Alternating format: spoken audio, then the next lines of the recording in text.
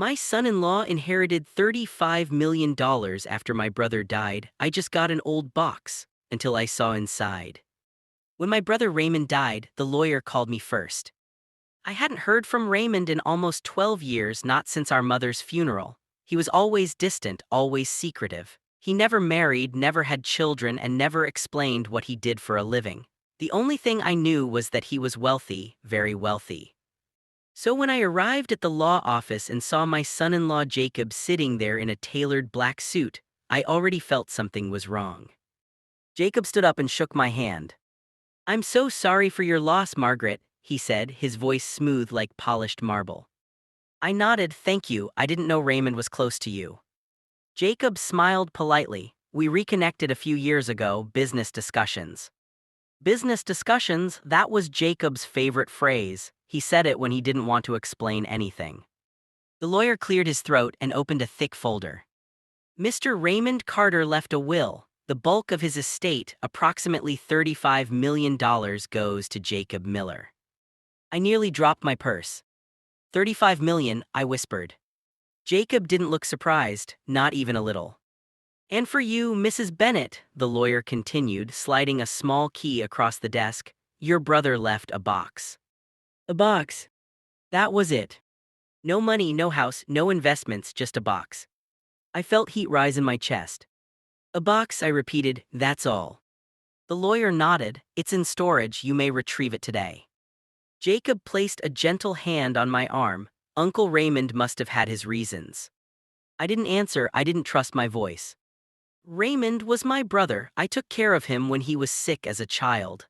I covered for him when he ran away at 17, and now he gave everything to my daughter's husband. The storage unit was dusty and smelled like old wood and oil. The worker rolled out a single wooden crate about the size of a small suitcase. It looked ancient, with brass corners and a faded shipping label from somewhere overseas. I took it home and placed it on my kitchen table. I stared at it for a long time before opening it. Inside was junk, or so it seemed.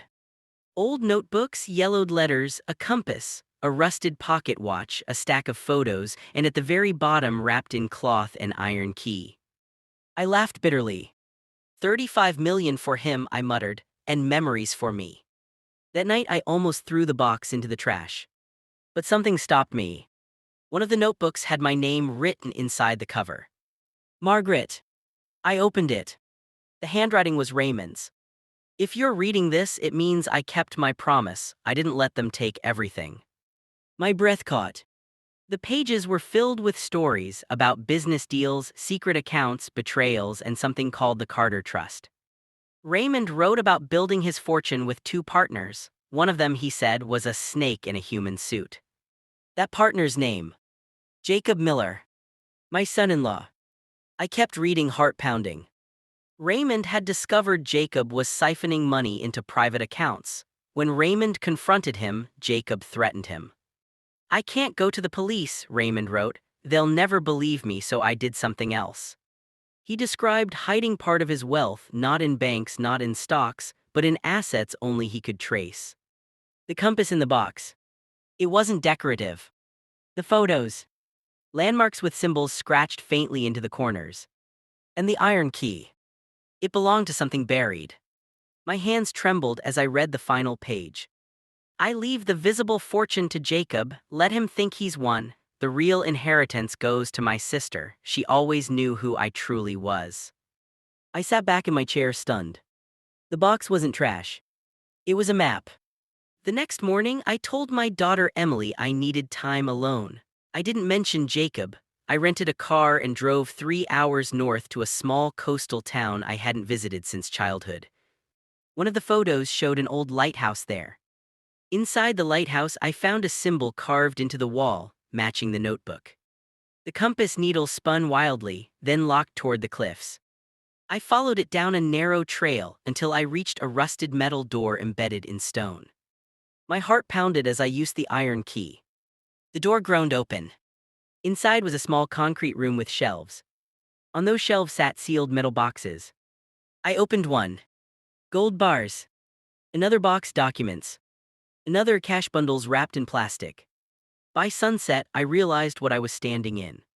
Raymond had hidden millions. Not 35. More.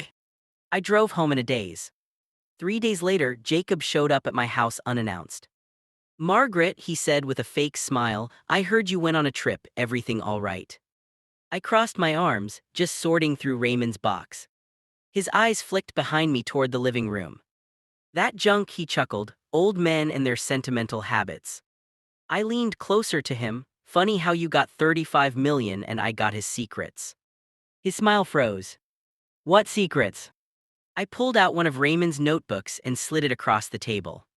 Jacob flipped through it and the color drained from his face. You don't understand, he began. I understand perfectly, I said, you stole from my brother. He slammed the notebook shut. You have no proof. I smiled. I have maps and ledgers and witnesses your own bank trails. Silence hung between us. Finally, Jacob sighed. What do you want? I want you to stay away from my daughter, I said, and I want you to return what you took. He laughed bitterly. You think I can just hand it back? Yes, I said, or I walk into a federal office tomorrow. His jaw tightened. 2 months later, Jacob was under investigation. Emily came to me crying when she found out. You knew, she sobbed, you knew he was like this. I held her tightly. I didn't know before, but Raymond did, and he trusted me to fix it. Jacob lost most of his inheritance to court seizures and settlements. The hidden money. I used it carefully. I paid off Emily's house.